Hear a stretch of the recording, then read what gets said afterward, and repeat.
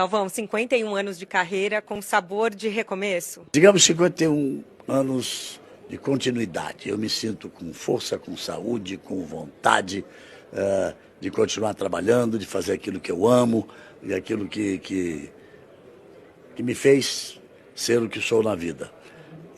Agora, voltar para Bandeirantes é muito especial. Eu comecei na Gazeta e tenho muito carinho com a Gazeta. Fiquei lá de 74 a 77.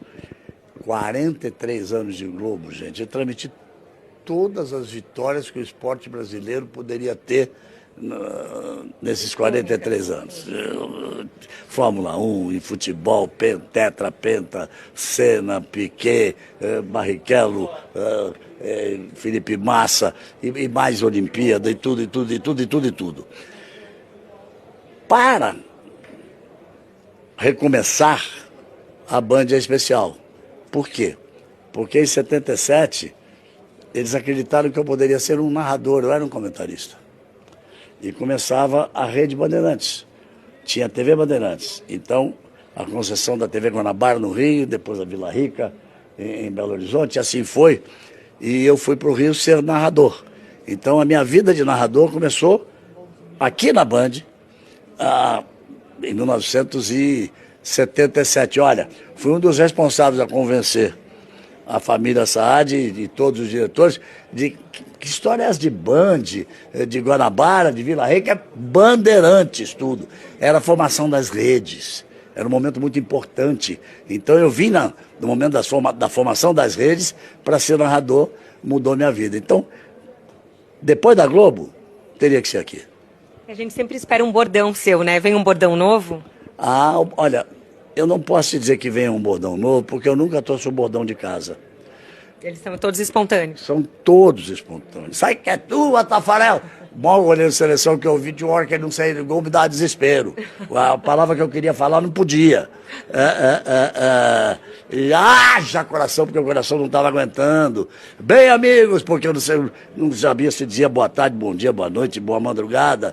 E assim, quem é que sobe? Só os caras que subiam para cabecear contra a seleção brasileira. Quem é que sobe alguém aí? Então assim foi e assim continuará sendo. Alguma coisa vai acontecer. E Galvão e amigos, qual o grau de amizade de vocês? Já se viram de pijama, por exemplo? Claro, lógico. Nós temos décadas juntos, viajando juntos, muitas vezes dormindo no mesmo quarto. É claro que eu brinco quando falo muito do Reginaldo Leme, que nós ficamos 38 anos juntos, eu e ele é meu padrinho de casamento com Desirê e Carmen Silva. Nós ficamos juntos mais tempo do que eu ficava com a minha mulher e ele com a mulher dele. Era assim um relacionamento intenso, sem sexo, mas um relacionamento intenso. Então você sai uma rusga aqui, uma discussão ali.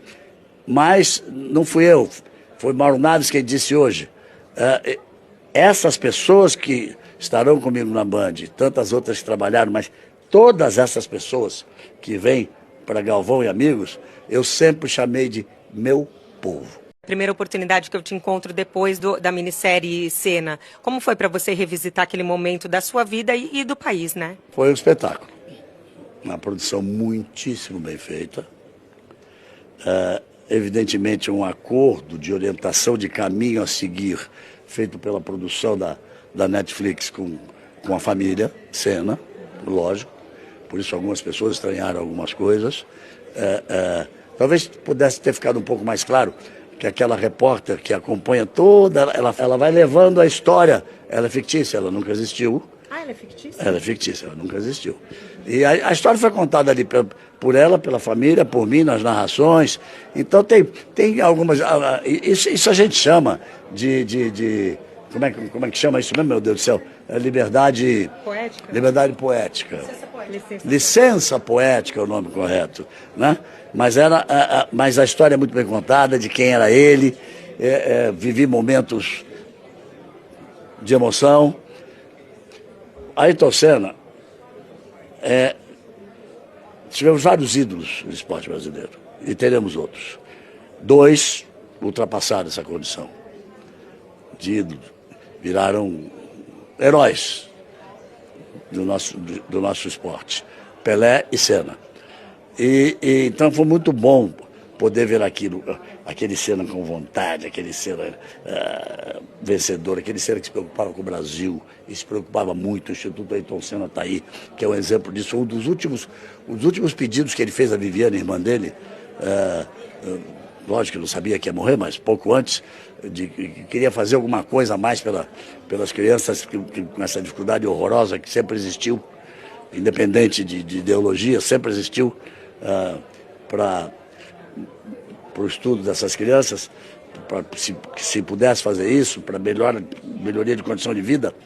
Então, talvez tenha faltado um pouquinho do Ayrton fora do macacão e do capacete, com os amigos, porque onde ele era bem divertido, bem moleque, mais sacana um monte.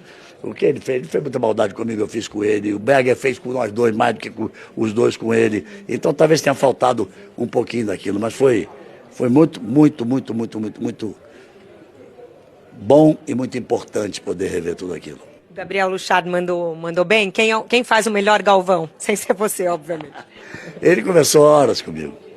Ele conversou horas comigo. Tem uma coisa curiosa que ele contou numa entrevista. Que ele disse assim, eu fui dando umas dicas para ele, ele falou, mas a chegada, como é que eu narro a chegada? Eu digo, cara, tá tudo ali. E lá vem ele, lá vem Senna, na ponta dos dedos, trazendo mais uma vitória, trazendo na ponta dos dedos. Ayrton Senna do Brasil. Aí ele falou, tá, vou fazer aqui. E ele falava na ponta dos dedos, e vem primeiro, e vem na frente, e na ponta dos dedos, e vem na frente de novo, e na ponta dos dedos, e não chegava nunca. Eu falei, vem cá, quantos metros tem essa reta? Encurta isso, cara, que vai ficar mais fácil. Ele deu risada, ele foi muito